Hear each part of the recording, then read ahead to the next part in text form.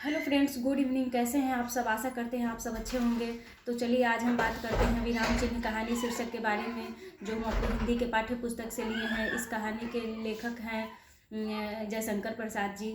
और इस कहानी के माध्यम से वो हमें बहुत ही ऐसा जो हमारे समाज में भी होता रहता है, यह सब हमें हम लोगों के सामने प्रस्तुत किए हैं।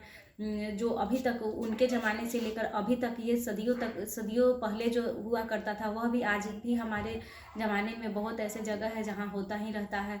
तो इस कहानी में सबसे पहले तो छुआछूत भेदभाव यह सब दर्शाया गया है, जो जिसमें एक गरीब बुढ़िया रहती है और उसका एक बेटा रहता है, जो जिसकी शादी भी हो गई होती है, परंतु उसका पत्नी से तलाक हो गया होता है और वह मायके में चली गई रहती है।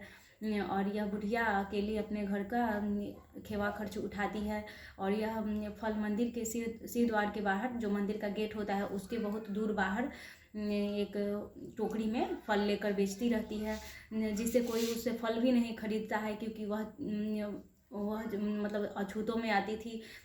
वह बड़े जात की नहीं थी, छोटे जात की औरत थी, इसीलिए उससे कोई फल भी नहीं खरीदता था। मंदिर के बाहर तो बहुत सारे फल के दुकान होते थे, सभी आदमी वहीं से फल खरीदा करते थे और भगवान को प्रसाद के रूप में चढ़ाया करते थे। कोई यह मानता था कि यहाँ तो इससे यदि हम फल खरीदेंगे तो भगवान यह फल स्वीकार भी नहीं करेंगे।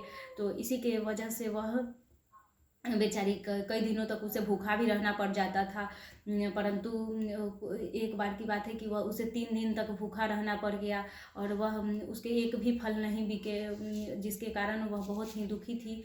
और एक भी फल नहीं बिका तो वह भूख से उसके घर में खाना भी नहीं बन पाता था।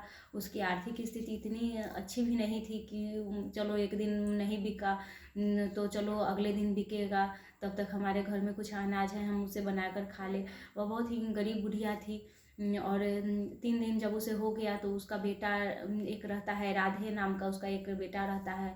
वह बहुत ही पियक्कड़ रहता है और वह तारी के सेवन बहुत अत्यधिक करता है, उसी तारी के सेवन करने के कारण उसकी पत्नी से छोड़ना भी पड़ गया।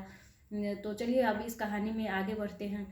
तो इस कहानी में जयशंकर प्रसाद जी ने हम सभी को दर्शाया है कि कैसे एक बुढ़िया को, लाचार को सब अकेले छोड़ देते हैं और वो मंदिर में प्रवेश भी नहीं कर सकती है। तो उसका बेटा एक रहता है जो राधे, वह बहुत ठान लेता है कि आज हमें मंदिर में जाना है, क्योंकि उसे 3 दिन से कुछ खाने को नहीं मिला है। 3 दिन हो गए, उसके फल नहीं बिके हैं। बुढ़िया की माँ टोकरी में फल लेकर बेचती है और हरे भरे मंदिर के बाहर तो सीधे द्वार के अंदर में ही हरे भरे बहुत सारे फल मिलते हैं, जिससे सारे श्रद्धालु अपना फल खरीदे और पूजा किए, या अपना पूजा करते समय घर वापस आते समय अपना फल खरीद लिए। परंतु इसका तो कोई फल पूछता भी नहीं था। एक दिन की बात है कि 3 दिन हो गया था, इसका एक भी फल नहीं बिका। एक भी फल नहीं बिकने के कारण इसकी घर में चूल्हा भी नहीं जला, जिसकी वजह से इसका बेटा बहुत ही तारीफ पी कर के आया और बोल रहा है कि माई खाने के लिए कुछ है। तो वो बोली कि नहीं, 3 दिन से तो हमारे दुकान में जो हम बेचते हैं फल, उसमें तो 1 रुपए की आमदनी भी नहीं हुई है, तो हम खाने के लिए क्या दे। और एक मतलब कुछ भी है नहीं जो हम तुमको खाने के लिए दे, घर में कुछ भी अनाज नहीं है जो हम पकाए। तो बेटा बोलता है, राधे नाम का लड़का है, वो बोलता है कि ठीक है, कुछ खाने के लिए नहीं है तो तुम अपने भगवान से क्यों नहीं कहती हो कि हमें कुछ खाने के लिए दे दे। परंतु वह कहते हैं कि हमने कुछ ऐसा कर्म नहीं किया है जिससे हमें भगवान हम ये दुख दे रहे हैं। हम इस जन्म में अच्छे कर्म करेंगे जिससे हमें भगवान अगले जन्म में सुखी रखेंगे और हमारी हालत ठीक भी हो जाएगी। तो वह कहता है कि तुम्हारे भगवान कुछ नहीं करने वाले हैं। बहुत ही गुस्सा हो जाता है और चिल्लाने भी लगता है। और एक दिन वह ठान लेता है कि हमें मंदिर में अंदर जाना है, देखते हैं कि तुम्हारे भगवान क्या है। और वह उसे मंदिर में जाने भी नहीं दिया जाता था। तो छोट जात होने के कारण, छुआछूत के कारण, कि हम जाएंगे तो मंदिर में भगवान को छूने से भगवान और भी लोग श्रद्धालु होंगे, जो भी मंदिर में जाएंगे सो हमसे छुआ जाएंगे, ऐसा करते थे वो। तो वो मतलब जाने भी नहीं देते थे मंदिर में अंदर। तो एक दिन वह बहुत ही क्रोधित हुआ और बहुत ही चिल्लाने लगा, झगड़ा करने लगा अपनी माँ से कि हम जाएंगे कल अपने दोस्तों को लेकर और देखते हैं कि हमें कौन रोकता है मंदिर में जाने से। तो वह कहती है कि नहीं बेटा, ऐसा नहीं करना चाहिए, पिछले जन्म में तो हमने कोई अच्छा कर्म नहीं किया है, इस जन्म में तो मत करो। ठीक है, हम भगवान तो हमारे हृदय में होते हैं, हम मंदिर नहीं भी गए तो क्या हुआ, भगवान हमें तो देख रहे हैं और हमें भगवान मिलेंगे, ऐसा नहीं है तुम मंदिर में नहीं जाओगे, ऐसा अनर्थ तुम नहीं करोगे।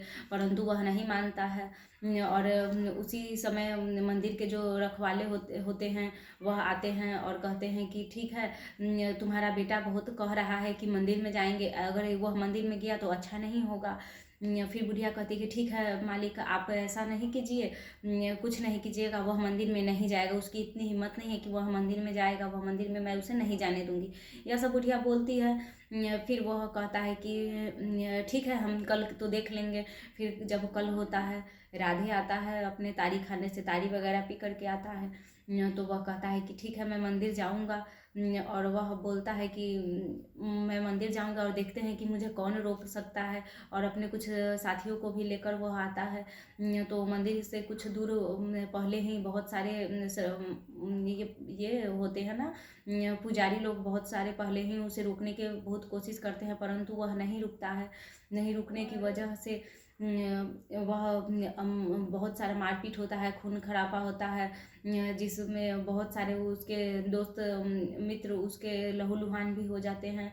और वह एक जो पुजारी रहता है, उस मंदिर का पुजारी रहता है, वह रोकने पे नहीं रोक रहा है, राधे को नहीं रुक रहा है राधे।